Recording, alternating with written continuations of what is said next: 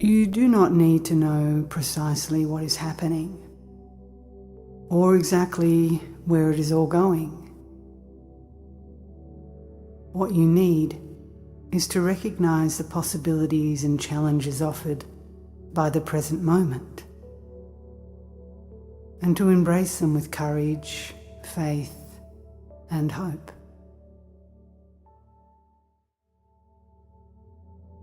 Our job is to love others without stopping to inquire whether or not they are worthy. That is not our business, and in fact, it is nobody's business. What we are asked to do is to love, and this love itself will render both ourselves and our neighbours worthy.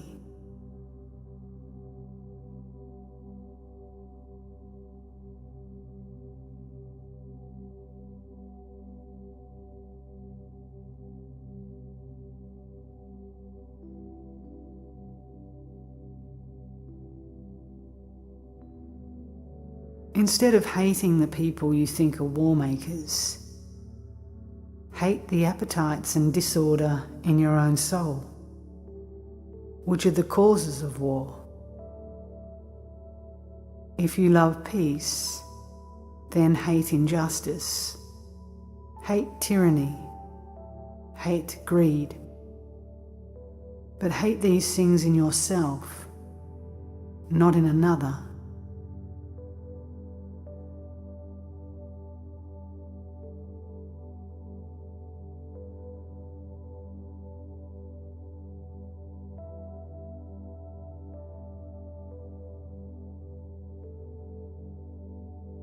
Love is not a matter of getting what you want.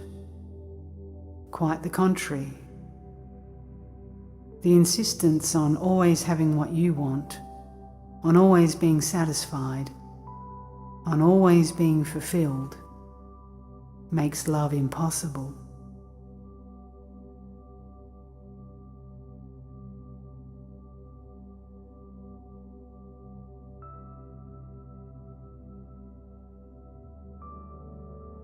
The beginning of love is to let those we love be perfectly themselves, and not to twist them to fit our own image. Otherwise, we love only the reflection of ourselves we find in them.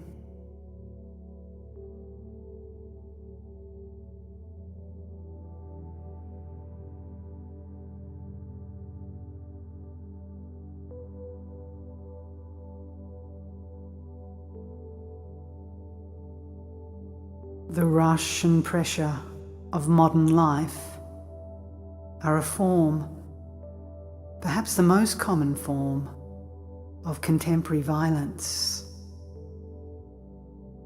To allow oneself to be carried away by a multitude of conflicting concerns, to surrender to too many demands, to commit oneself to too many projects,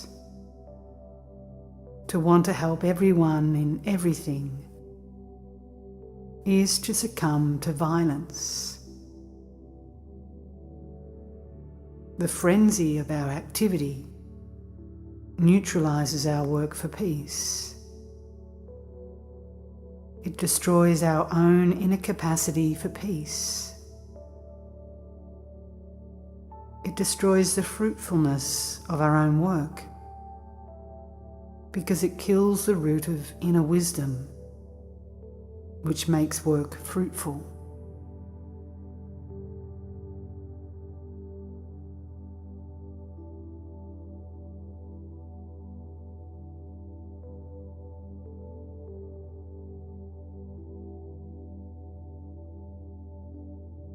We are so obsessed with doing that we have no time and no imagination left for being. As a result, people are valued not for what they are, but for what they do or what they have. for their usefulness.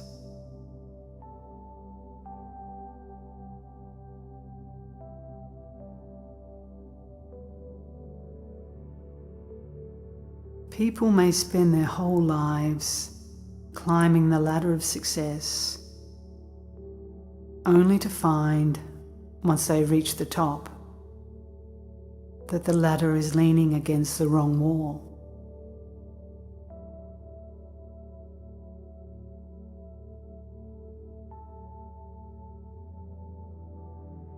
In a world of noise, confusion, and conflict, it is necessary that there be places of silence, inner discipline, and peace.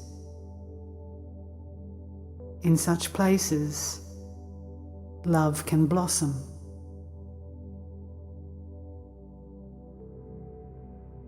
The greatest need of our time is to clean out the enormous mass of mental and emotional rubbish that clutters our minds.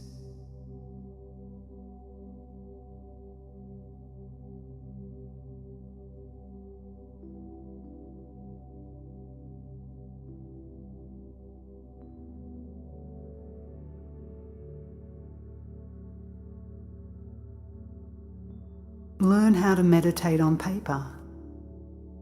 Drawing and writing are forms of meditation. Learn how to contemplate works of art. Learn how to pray in the streets or in the country.